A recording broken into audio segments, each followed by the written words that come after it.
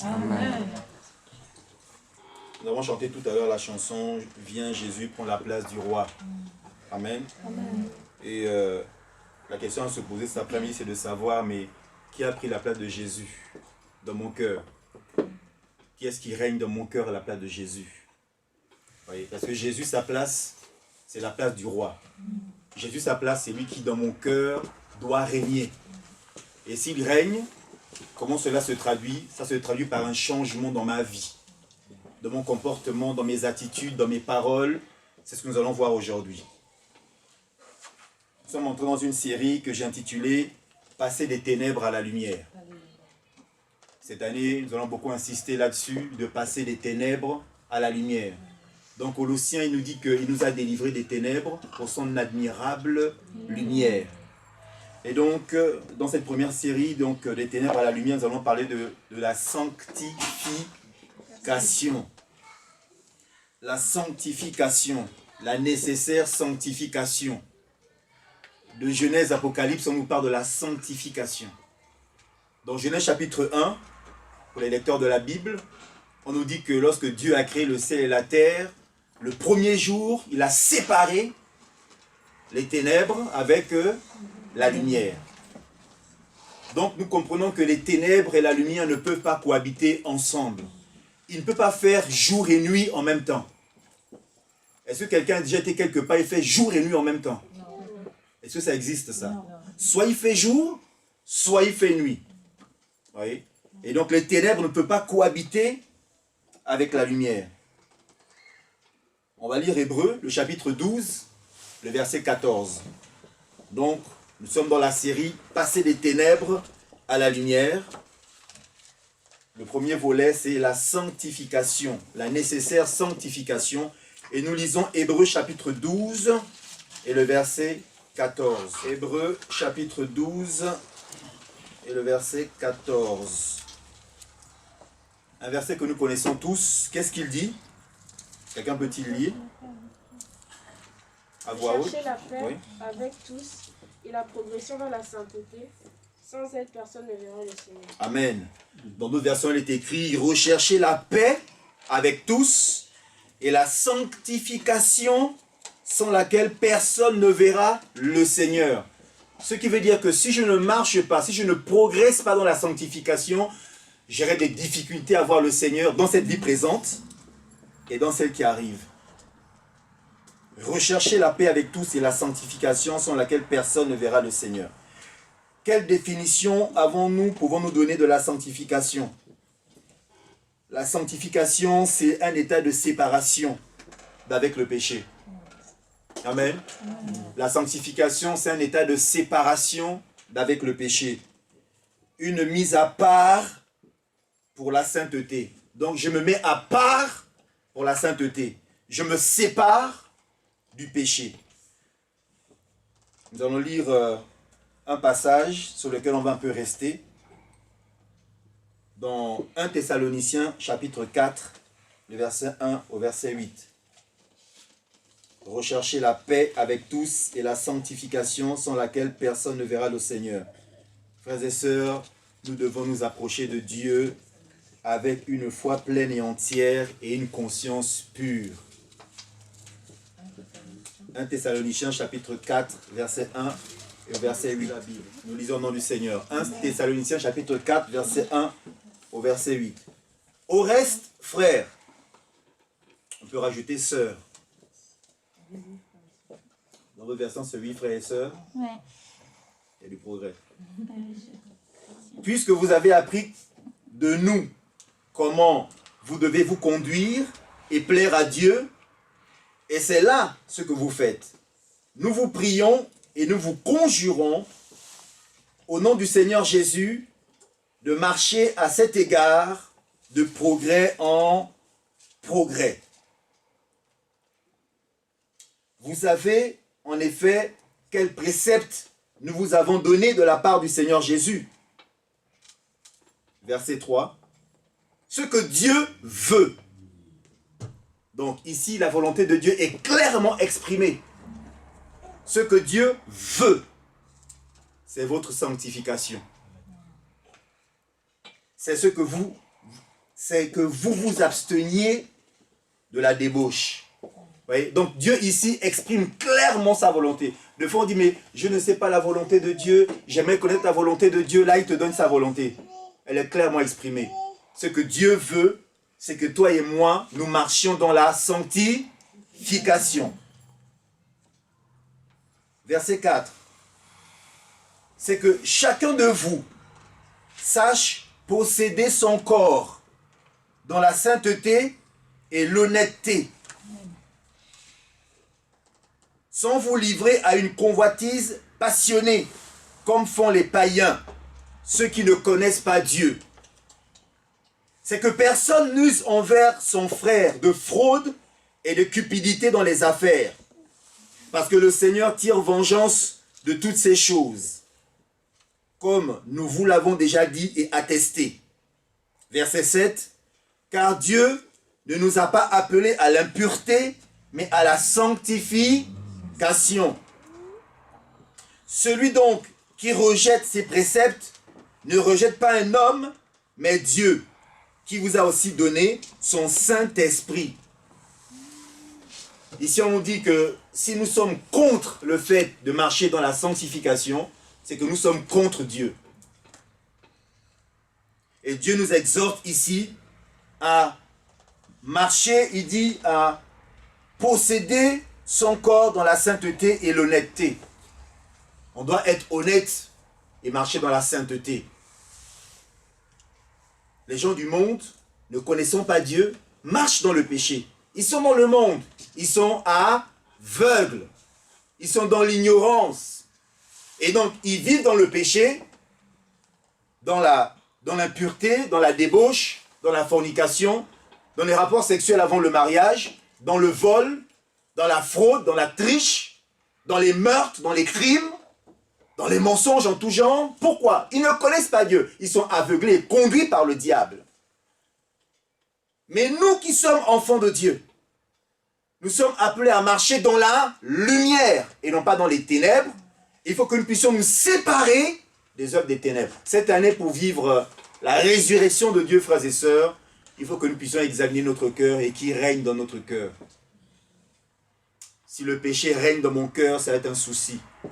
Il faudra que le Saint-Esprit, que tu donnes au Saint-Esprit la possibilité de t'aider à gérer ce problème qui te taraude. Ce péché qui est là, qui est en train de te faire la guerre à l'âme. Il y a des péchés, le monde dit petit péché, ou alors ils disent péché mignon. Mais en Dieu, il n'y a pas de péché mignon. En Dieu, il n'y a que le péché. Et donc, il faudrait que cette année, nous soyons au clair avec le péché. Que nous puissions dire au péché, toi et moi, nous ne cohabitons plus ensemble. Si nous ne prenons pas la responsabilité de dire au péché, toi et moi, c'est fini, frères et sœurs, 2021 passera, que la résurrection dans tous les domaines de ta vie, tu ne le vivras pas. Ce n'est pas une question qu'il n'y a pas l'onction dans l'église. Ce n'est pas une question que le frère ou la soeur n'a pas l'onction. Ce n'est pas une question que là-bas ne prêche pas la vérité. C'est une question que ta propre vie, tu ne l'as pas mis en lumière devant la parole de Dieu. Tu n'as pas dit au Saint-Esprit, Saint-Esprit, viens à mon secours là où j'ai un problème. Frères et sœurs, il est temps cette année de crier vers Dieu là où nous avons des difficultés. Il y a des péchés pour lesquels on renonce facilement, mais on a d'autres, on a du mal. On lutte, on combat. Et c'est pour ces choses-là, frères et sœurs, qu'on doit dire cette année au Saint-Esprit, viens à mon secours. Lorsque Pierre a commencé à marcher sur l'eau et qu'il s'est enfoncé dans l'eau, qu'est-ce que Pierre a fait? Il a crié au Seigneur, Seigneur, viens à mon secours. Et le Seigneur Jésus, instantanément, lui a tendu la main et l'a relevé afin qu'il ne coule pas. Frères et sœurs, quiconque invoque le nom de l'Éternel, le Seigneur viendra à son secours. Amen. Quiconque, dans n'importe quelle difficulté, tu vas crier à Dieu, il viendra à ton secours. Amen. Je ne vois pas le péché qui peut résister au secours de Jésus. Je ne vois pas le péché qui peut te garder longtemps dans la captivité, dans l'esclavage, que si tu cries à Dieu, il ne vient pas à ton secours. Alléluia. Je ne vois pas le péché qui peut résister à la puissance du Saint-Esprit. Je ne vois pas le péché qui peut résister à la puissance des anges de Dieu. Je ne vois pas un péché quelconque qui peut résister au sang de Jésus. Aucun péché ne lui résiste. Il est venu sur la terre comme un homme. Il a marché au milieu de nous. Et Jean nous dit qu'il était la lumière parmi les hommes. Mais les hommes ne l'ont point connu. Pourquoi? Parce que les hommes l'ont rejeté. Parce que la lumière mettait en exergue que ce que le monde faisait étaient les ténèbres. Et les ténèbres ont de la haine pour la lumière. Fais une expérience, toi qui es enfant de Dieu, qui marche dans la lumière, va dans un endroit où on parle de choses impures et commence à parler des choses pures. On va te considérer comme étant quelqu'un de bizarre. Et si tu insistes, on va essayer de te convertir aux ténèbres. Si tu résistes, ils vont te rejeter. Ils vont te rejeter. Parce que les ténèbres ont en horreur la lumière. En fait, Jésus a dit, mais si on vous rejette, ce n'est pas vous qu'on rejette, c'est moi qu'on rejette. Celui qui marche avec Jésus dans sa vie, celui qui lui fait confiance, qui l'invite à régner, comme on l'a dit. Ô Seigneur Jésus, viens, règne dans mon cœur, frères et sœurs. Quand Jésus règne dans ton cœur, le diable fera tous les moyens, par tous les moyens pour te déstabiliser, pour t'enlever, pour essayer d'enlever le Jésus qui règne dans ton cœur et pour mettre autre chose à la place. Il va faire tout, par tous les moyens nécessaires. Paul a dit aux Corinthiens, ne soyez pas dans l'ignorance que le prince de ce monde cherche à avoir de l'avantage sur vous. Satan veut nous tenir captifs. Satan veut nous ramener à la boue. Rappelez-vous que Pierre disait que celui qui est né de Dieu et qui retourne dans le monde est comme un cochon qu'on a lavé et le cochon retourne à la boue. Celui qui est né de Dieu et qui va dans le monde et qui retourne dans le monde, c'est comme un chien qui retourne à son vomi. Pour nous montrer un peu l'horreur de quitter Dieu pour retourner dans le monde. Et nous avons la prétention, souvent quand on retourne dans le monde ou dans le péché, que c'est pas grave. C'est une petite chose. Mais Dieu te dit cet après-midi que lorsque tu retournes dans le monde, c'est horrible. C'est la mort garantie. Parce que le diable sait que les enfants de Dieu, qui ont connu la parole de Dieu, qui ont parlé en langue, qui ont marché avec le Saint-Esprit, qui lisent la Bible, le jour où vous faites un faux pas, vous retournez dans le monde, votre condition sera pire que la première. Pourquoi? Parce que Satan sait d'où tu viens, il sait que tu as connu la vérité, et par tous les moyens nécessaires à te tenir captif. Et après, c'est la mort. Jean 10, 10 nous dit quoi? Que le voleur ne vient que pour voler, détruire, égorger. C'est ça son but. Satan n'a pas d'autre mandat, il n'a pas un autre agenda que tuer, détruire, égorger. On le voit avec toute la création dehors. Les famines, les meurtres, les crimes, les incestes, les pédophilies, les adultères, les fornications, les relations sexuelles avant le mariage, tous ces genres de choses se propagent et sont même véhiculés. Ils sont même mis sur un piédestal pour dire c'est ça le modèle à suivre. Frères et sœurs, il viendra un temps où nous serons trouvés comme des personnes bizarres, où le monde entier nous ferons la guerre, parce qu'on leur dira qu'un homme ne peut pas avoir des rapports sexuels avec un homme. Et aujourd'hui, c'est légalisé. Donc, le diable fait de telle sorte que tout ce qui n'est pas, tout ce qui est le péché soit légalisé. D'ailleurs, dans un pays d'Afrique que je ne nommerai pas, je connais très bien, on a même légalisé l'adultère. Donc, quand le monsieur va faire ses affaires dehors, tu n'as rien à lui dire, il va dire c'est légal. Donc, tu vas dire, comme c'est légal, moi aussi je vais faire mes affaires dehors, c'est légal. Donc, monsieur et madame sont à la maison, ils sont mariés, mais légalement, chacun fait ce qu'il veut dehors, c'est légal. Donc, il n'y a plus besoin d'aller vers le juge pour dire, ce qu'il a fait là, c'est pas bien, je demande le divorce. Mais quel divorce? C'est légal. Donc, il fallait ne pas se marier. Ça veut dire que être dans le monde et être dans un mariage et commettre l'adultère, c'est normal. C'est légal. Vous voyez, lorsque le diable arrive à régner dans le cœur de quelqu'un, il a fait de telle sorte que les principes de ce monde deviennent loi afin que le monde entier se dise, mais ça c'est la vérité. Quand Jésus a dit, frères et sœurs, qu'il viendra un temps où on dira que le mal c'est le bien et le bien c'est le mal. Et nous sommes dans ce temps. Et nous n'avons encore rien vu parce que les choses qui se préparent, qui vont être légalisées sont horribles. Et la Bible dit que l'Église est l'appui et la colonne de la vérité. C'est à l'Église, frères et sœurs, que vous allez entendre la vérité. Non pas le pasteur Gérald, mais cette parole. Amen. Amen. C'est cette parole qui est la vérité. Et c'est ce que cette parole dit qui est la vérité. Et là donc, Paul exhorte les Thessaloniciens à progresser encore. Il sait que ce n'est pas facile. Il dit progresser encore. Ne vous arrêtez pas en chemin. La sanctification est un processus. C'est pourquoi on dit sanctification. C'est un processus. Ça commence à ta nouvelle naissance et ça continue. Ce n'est pas comme ça, le jour au lendemain, tu es saint. Non, ton état, ton statut change. Quand on dit, si quelqu'un est en Christ, il est une nouvelle création. Les choses anciennes sont passées et toutes choses deviennent nouvelles. Ton statut change radicalement. Mais il y a des choses en toi dont tu dois te débarrasser. Amen. Sanctification. Amen. Tu vas apprendre à ne plus mentir, à ne plus frauder, à ne plus voler, à ne plus commettre la fornication, l'adultère, le mensonge, quoi d'autre, le vol, quoi d'autre. Plein de choses. C'est un processus. Et il faut que tu puisses collaborer avec le Saint-Esprit pour qu'il vienne dans ta vie et que rapidement, il te débarrasse de ces choses. La mort, la Bible dit que dans 1 Pierre 5 au verset 8, que le lion rôde comme un lion rugissant, cherchant qui dévorer. Il est prêt à dévorer même les bébés. À la maternelle, ça ne le dérange pas. La preuve, dans certains pays, on a commencé à la maternelle à exposer les enfants à des images pornographiques. Dès la maternelle. Donc, il n'a pas d'état d'âme, le diable.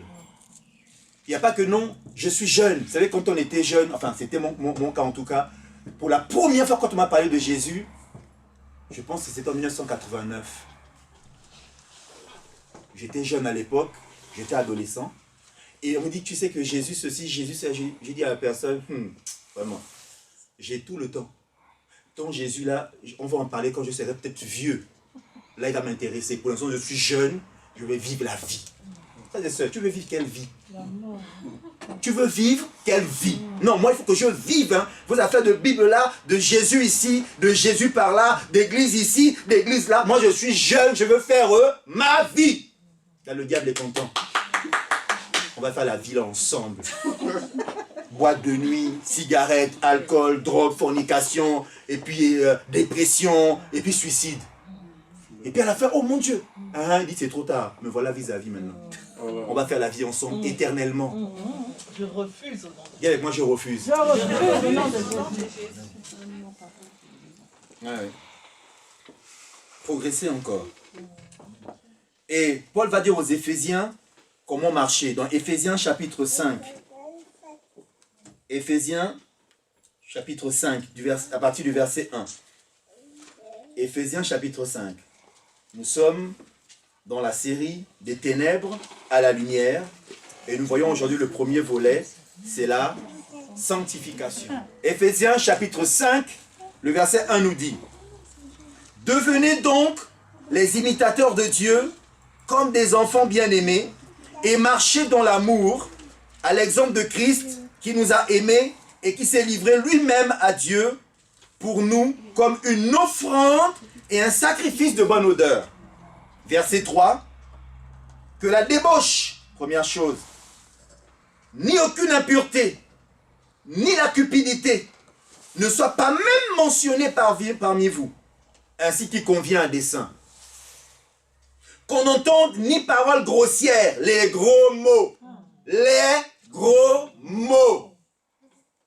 Oh mais c'est pas grave, ça n'a pas tué, hein, c'est juste une parole. Hein? Les gros mots. Le gros mot là, celui qui l'entend, ça lui fait mal. Espèce de cornichon, va. À la place de cornichon, on met d'autres mots. Ça fait mal à celui qui l'entend, celui qui reçoit la parole, les gros mots. Il faut faire attention. Il se voit que quand on a des enfants, l'enfant entend les gros mots, et puis un jour il vient, il balance aussi aux parents. Hé, qui t'a dit ça? Et là, comment ça? Mais c'est toi-même qui l'a dit. L'enfant t'a entendu le dire, il répète, mais comme il ne sait pas dans quel contexte il faut le dire, il le balance dans vos invités qui viennent, il balance le gros mot, à la place de bonjour. C'est la faute de l'enfant? Verset 4. Qu'on n'entende ni paroles grossières, ni propos insensés ou équivoques. Les blagues vaseuses. Quand on est au travail, c'est toujours les blagues au bas de la ceinture. Et on est là, on rit. On rit, on rit. Oh, pourquoi tu ris? Il faut leur dire que c'est impur. Seigneur, pardonne-nous. Parce que moi aussi, j'ai entendu ça à mon travail. Et puis, des fois, je suis là, je ne dis rien, je rigole. Je suis comme vous, hein. Ça me concerne aussi la sanctification. Amen. Parce qu'au boulot, quand tu t'assois et qu'on te charge les oreilles du 1er janvier au 31 décembre dans la pause café, l'autre arrive, oh, tu sais, moi, hier soir, oh, moi, j'étais en boîte là-bas, de boîte de nuit, tu sais, moi, avec mon mari, là, et tes oreilles entendent.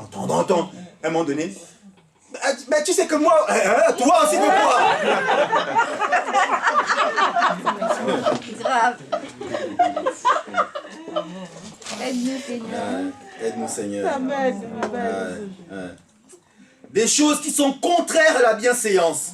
Qu'on entende plutôt des actions de grâce. Ils sont en train de parler. Non, non, non. Tu sais, la collègue là, Mariama, tu vois comment elle est toujours en train de... Toujours en train de se coller la chef. Comme s'il n'y a que elle ici. En train de critiquer les gens. Tu as dit non, non, Mariama là, je l'aime. Quoi? C'est qui fait du mal à tout le monde ici. Oui, je l'aime, c'est une créature de Dieu. Ah, vous là encore, les chrétiens, toujours créature de Dieu, c'est comment? Non, non, moi je l'aime, je l'ai rencontré, je l'aime, je la bénis même. Il faut comme ça s'écarter de toi, dit voilà quelqu'un qui est bizarre, parce que nous on est en train d'attaquer Mariama et dit que Mariama est bien. Dieu nous dit de maudire ou de bénir? De bénir. On a quel verset? Verset 5. Car sachez-le bien, aucun débauché ou impur ou cupide, c'est-à-dire idolâtre, n'a d'héritage dans le royaume de Christ et de Dieu. Que personne ne vous séduise par de vains discours, car c'est à cause de ces choses que la colère de Dieu vient sur les fils de la rébellion. N'ayons donc aucune part avec eux. Il faut se séparer de personnes qui agissent comme ça, qui parlent comme ça. Amen. Tu les avertis que moi je suis enfant de Dieu, on ne parle pas de sexe avec moi. C'est ta vie privée, moi j'ai ma vie privée. Donc on arrête là. Donc je va parler avec d'autres personnes, mais pas moi. Moi, c'est pas ça. Ça ne rentre pas dans mes oreilles, ne sont pas une poubelle. N'est-ce pas? Mes oreilles, maintenant je sanctifie mes oreilles. Frères et sœurs, il faut qu'on apprenne même à parler à nos oreilles. Mes oreilles là, écoute-moi bien, que les choses impures n'entrent pas dedans, que tu deviennes sourd à toutes ces choses. Amen. Ma bouche ne laisse rien sortir qui va blesser, faire du mal à quelqu'un. Parce qu'on peut tuer avec les paroles. On tue, on fait du mal avec les paroles. Seigneur, aide-nous. Verset 8. Autrefois vous étiez ténèbres, et maintenant vous êtes lumière dans le Seigneur. Donc, marchez comme des enfants de lumière, car le fruit de la lumière consiste en toutes sortes de bonté, de justice et de vérité. Examinez ce qui est agréable au Seigneur, et ne prenez point part aux œuvres infructueuses des ténèbres, mais plutôt condamnez-les. Quand il débarque en te disant, oh, j'ai une vidéo là, vraiment, la vidéo là est grave. Toi tu sais quoi encore? Non, je t'envoie la vidéo. On t'envoie la vidéo, tu vois les choses, tu dis, mon Dieu, mais qu'est-ce que c'est que ça? Mais ils sont en train de souiller mes yeux là. Tu dis à la personne, c'est la dernière fois que tu m'envoies ce genre de vidéo. Parce que si tu ne dis pas à la personne, elle va dire, comme il a accepté la première vidéo, je vais lui envoyer la pornographie, il ne va rien comprendre. Il faut mettre des limites à ce que vous recevez sur WhatsApp. Amen. Choisissez vos amis, sélectionnez vos amis. Vous avez le droit de choisir. Quelqu'un qui publie des mauvaises choses, tu le supprimes. Tu le bloques. Tu le coinces. Tu l'enfermes. Tu lui donnes un carton rouge. Le bouton, il n'est plus. Laisse-moi tranquille. Amen. C'est pour faire rire, mais c'est la vérité. Quand il dit condamnez-les, ça veut dire mettez-les en garde et il faut faire tomber le masque. Vous savez avec qui vous marchez, apprenez, parce qu'il y a deux types d'amis. Il y a l'ami qui va t'encourager à continuer sur la voie du Seigneur, et l'ami qui dira, mais quitte la voie du Seigneur et suis ma voie. Donc tu as le choix. Frères et sœurs, nous avons la responsabilité de choisir avec qui nous marchons. Les mauvaises compagnies corrompent les bonnes mœurs.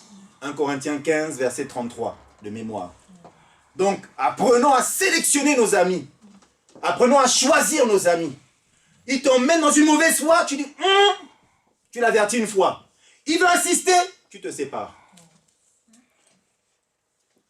Et tu n'es pas obligé d'avoir beaucoup d'amis, hein, comme sur Facebook. Si tu n'as pas 1000 amis, c'est que tu es bizarre.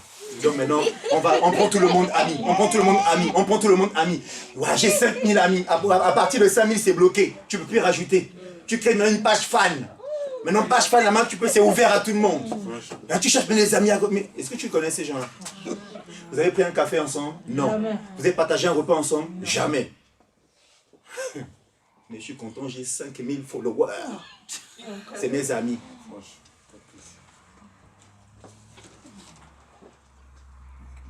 Nous sommes à quel verset? Verset 12. Car il est honteux de dire ce qu'ils font en secret.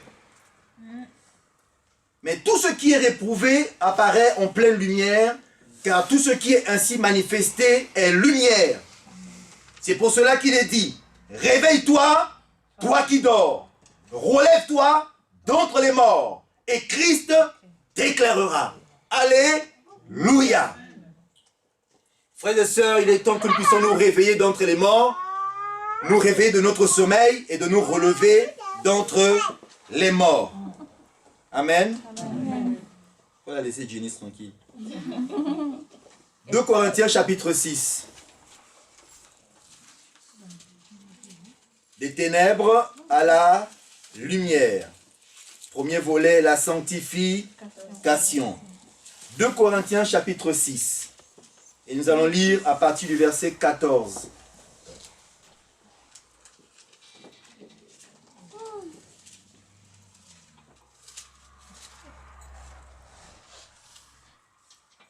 On l'a trouvé? Amen. Nous lisons au nom du Seigneur.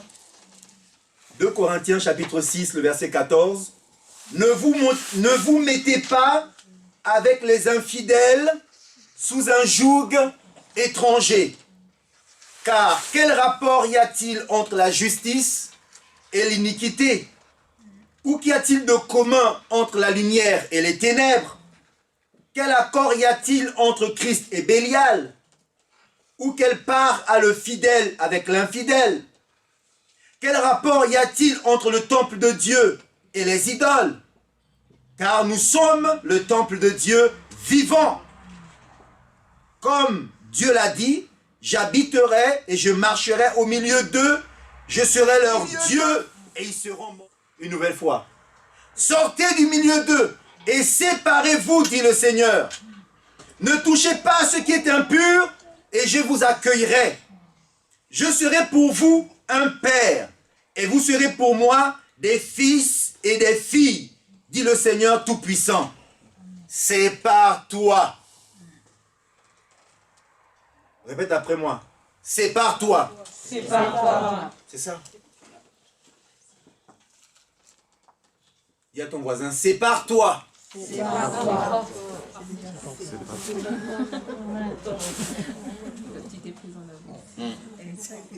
Sépare-toi. Quand j'étais jeune converti, j'avais une petite amie. On s'est connus dans le monde.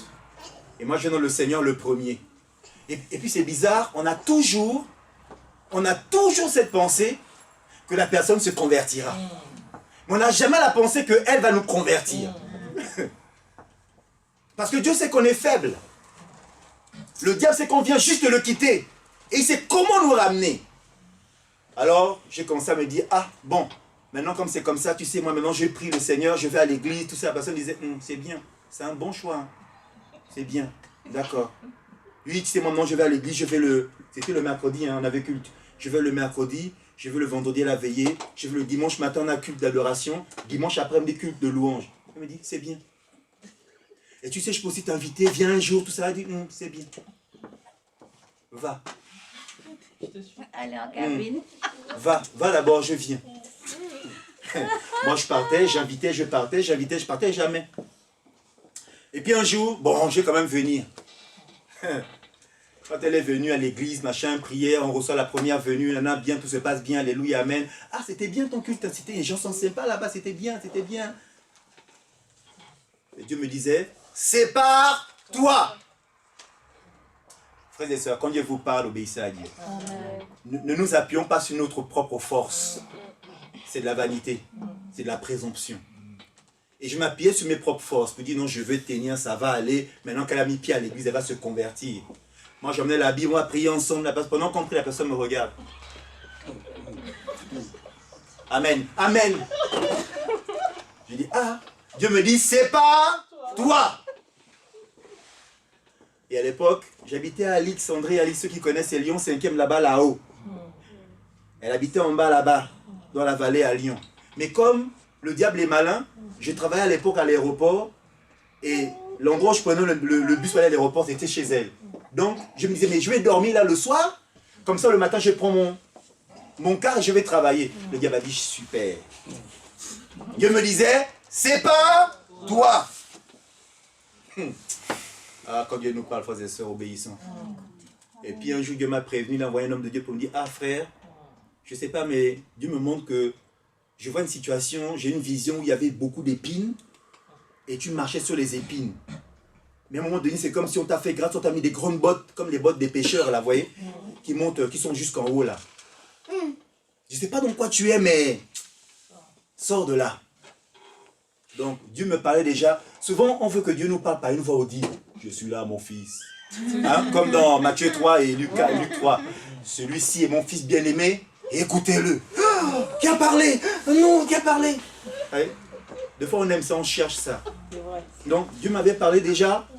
C'est pas toi. Une fois, deux fois, trois fois.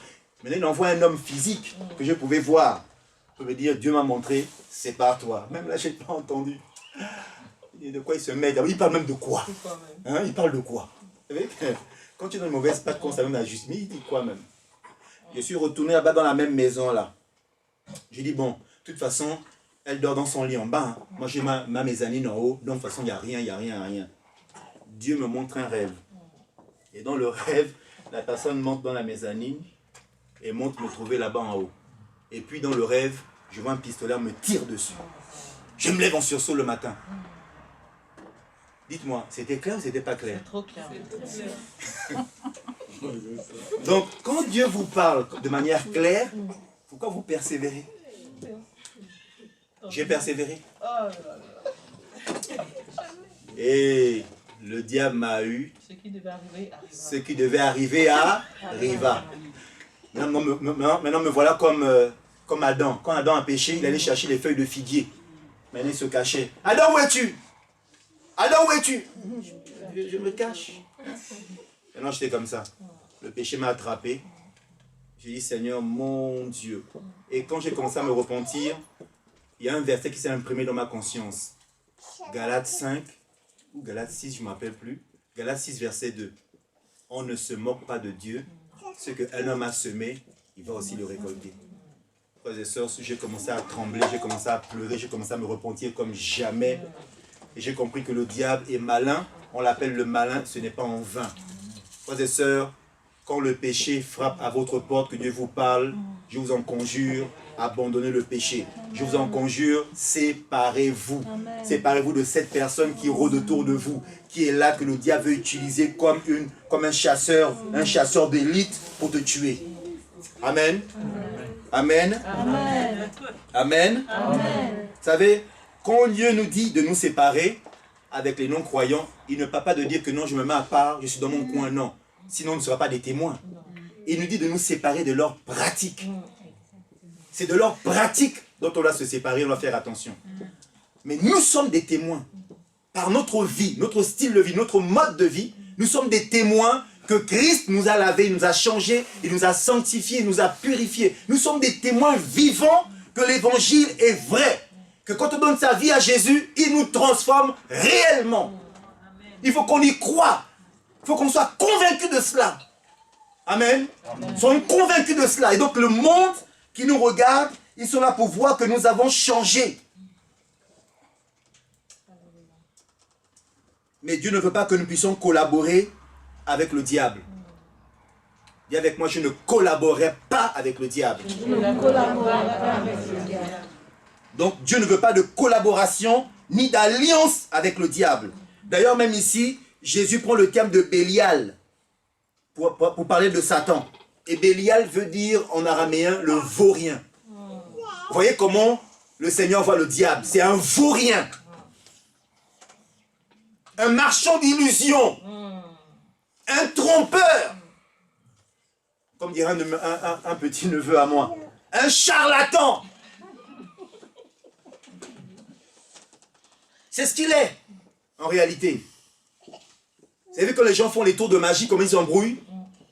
Ils disent, regarde mes mains, hop, voilà qu'il y a un pigeon qui arrive. Mais comment le pigeon est arrivé? Pendant que je regarde le pigeon, il a pris ton argent. Non, c'est rien. Ça, c'est le diable. Faisons très attention. Séparons-nous des pratiques du monde. Séparons-nous de ces choses-là. Nous sommes la lumière du monde, nous sommes le sel de la terre. Attention aux pratiques idolâtres, aux fausses religions. Il y a plein de choses qui sont de la tromperie, qu'on appelle religion. On embrouille les gens, ce qu'on appelle le New Age. J'ai commencé à faire du yoga, j'ai commencé à faire de la méditation. Mais quand tu fais la méditation, là, ton esprit est vide. Tu es en train de faire des mantras, je ne sais pas qu'est-ce qui est en train de se passer. Il m'est arrivé encore dans ma jeune expérience. À l'époque, je cherchais tellement Dieu que j'ai atterri chez les bouddhistes. Ils m'ont mené à Annemasse. Je ne connaissais pas cette ville-là, Annemasse. Voilà que la nuit, on part à Annemasse. Je dis, mais pourquoi on va? Non, on va à Annemasse. Et puis tout le monde était assis en rond. Et puis on tape dans une bon. Et puis ils entendent raconter des mantras. Et tout le monde est là, assis tout. Non, concentre-toi. Ne pense à rien, Concentre-toi. Tout le monde est là. Et moi, je dis là, mais qu'est-ce qui se passe? Qu'est-ce que je fais ici? Et ils me disent, tu sais, toi, tu as un esprit très éveillé. On voit, il y a un chakra qui est ouvert ici. Toi, vraiment, il y a un esprit supérieur en toi. Il y a quelque chose qu'on a vu en toi. Tu es un maître.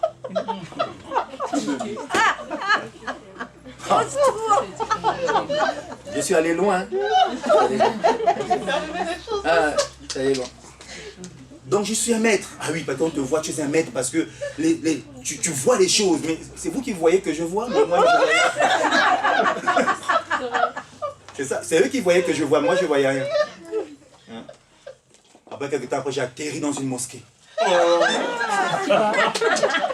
y a un ami qui me dit, tu es tellement sympa. Oh, là, non, toi, tu es tellement spirituel que faut que tu viennes avec moi à la mosquée. Je dis, il n'y a pas de souci. Donc j'ai atterri là-bas aussi. On enlève les chaussures, on est là tous assis. On se baisse. Je dis, mais qu'est-ce que je fais là? C'est comme tu cherches Dieu. Amen. Des fois, il faut se tromper, il faut tâtonner. Amen. Bon, nous aujourd'hui, vous avez la grâce d'entendre la parole. Moi, à l'époque, j'étais tellement loin, il fallait que j'aille tâtonner dans toutes ces choses-là. Donc, j'ai failli bouddhiste, musulman. Ouais, j'ai atterri dans ces choses. Et donc, là où on écrivait, là, il y a un autre corps. j'ai atterri dans une science. On me disait maintenant, tu sais, tu prends une feuille, tu prends un stylo, et il y a un esprit. Ils disent non, il dit l'esprit de Amma va parler au travers de toi et prend juste le stylo et la feuille et écrit. Donc me voilà maintenant dans ma chambre d'étudiant. Je prends des feuilles, je prends le stylo et je pose. Et je regarde, je vois des gribouillis, des choses comme ça.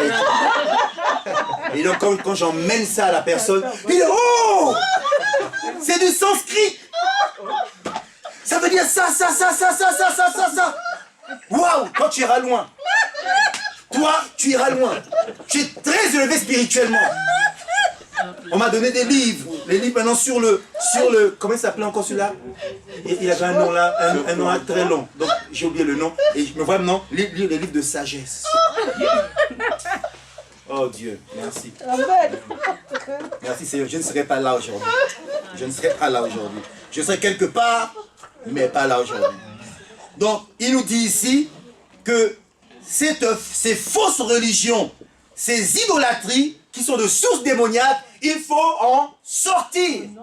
Au nom de Jésus. Dis, je sors de ça. Tu n'es pas encore entré, mais tu anticipes. Amen. On ne sait pas qui rencontre sur le chemin. Maman dit, le pasteur, j'avais parlé de ça. Donc ça, là, je ne suis pas le chemin. Là. Je ne suis pas. Moi, j'ai perdu du temps là-bas. J'ai fait des mois là-bas. Et puis même, c'est même aller loin. Pourquoi je vous parle de ça même? Il y a quelqu'un qui a besoin d'entendre ça. C'était pas prévu dans mes affaires, mais je vais atterrir là.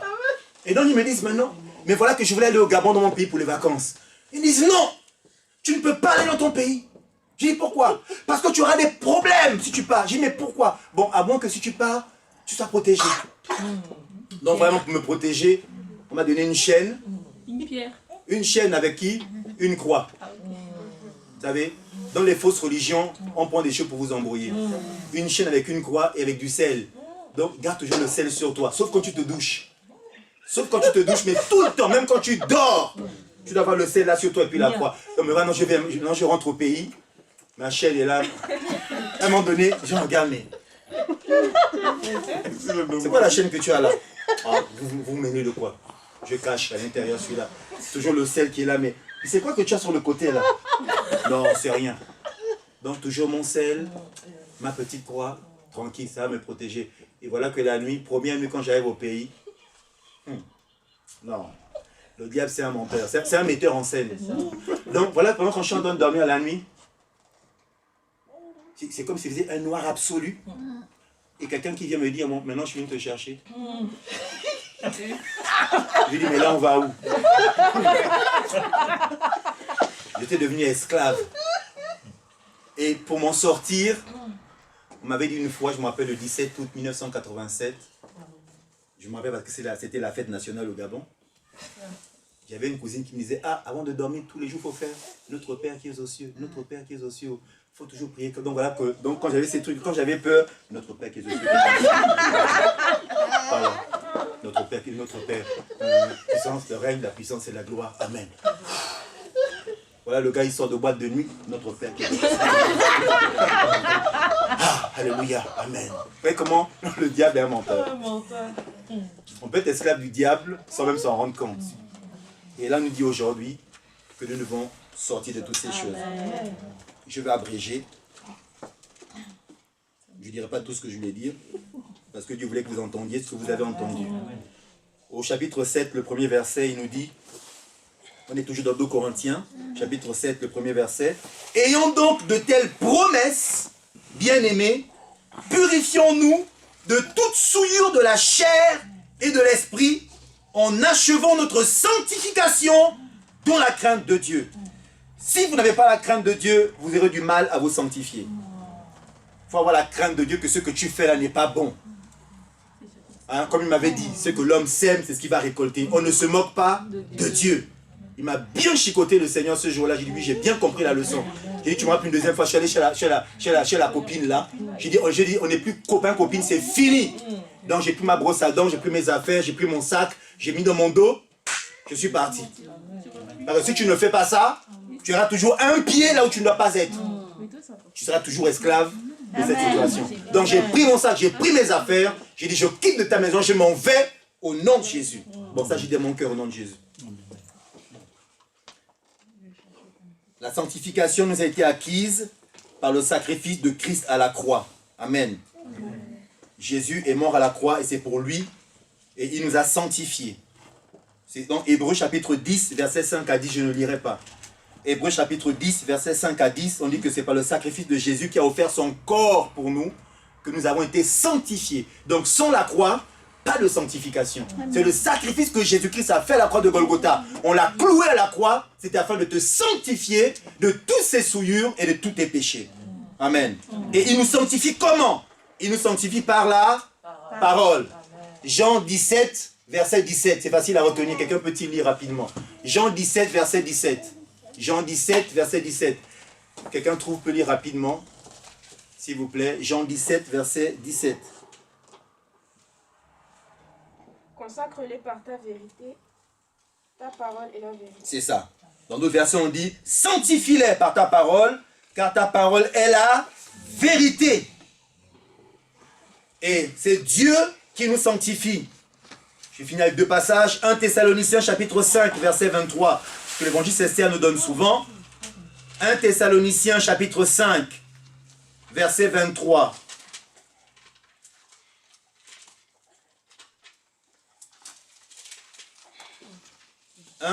C'est tellement petit Thessaloniciens là que quand tu zappes, tu tombes sur Colossiens. 1 Thessaloniciens chapitre 5, verset 23.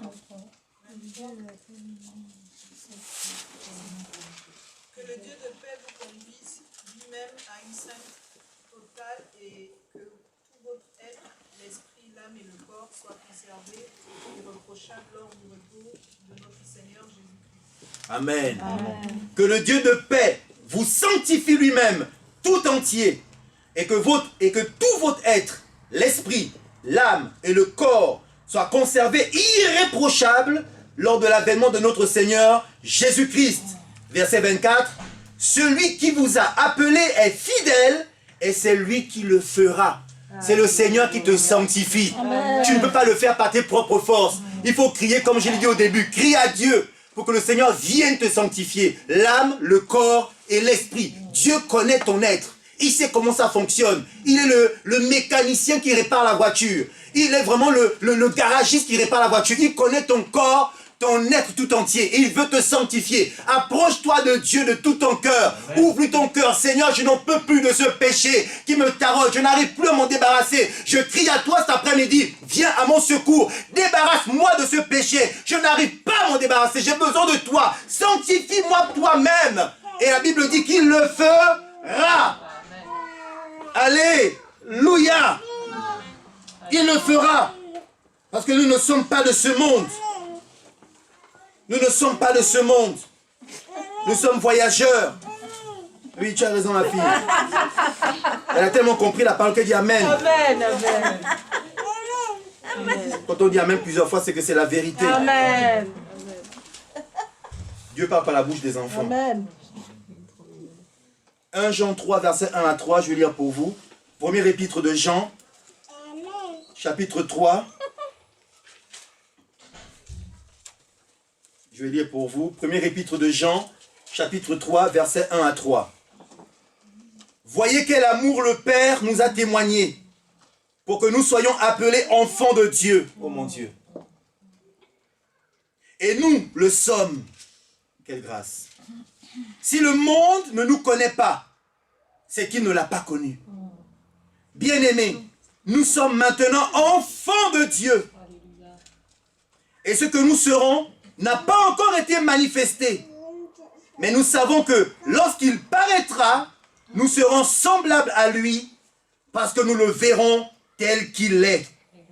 Quiconque a cette espérance en lui se purifie comme lui-même est pur. Le monde ne le connaît pas. Frères et sœurs, est-ce que vous savez que les véritables extraterrestres ne sont pas des êtres venus de l'espace? Je répète. Est-ce que vous savez que les véritables extraterrestres ne sont pas des êtres venus de l'espace, mais ce sont les chrétiens nés de nouveau? Amen.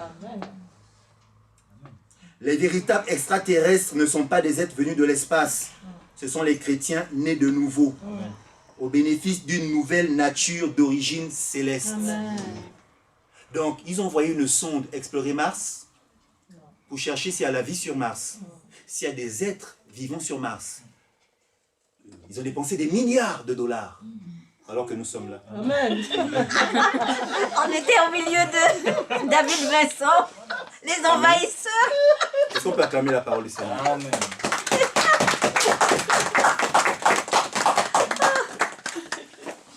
Donc, les véritables extraterrestres ne sont pas des êtres venus de l'espace, mais ce sont les chrétiens nés de nouveau.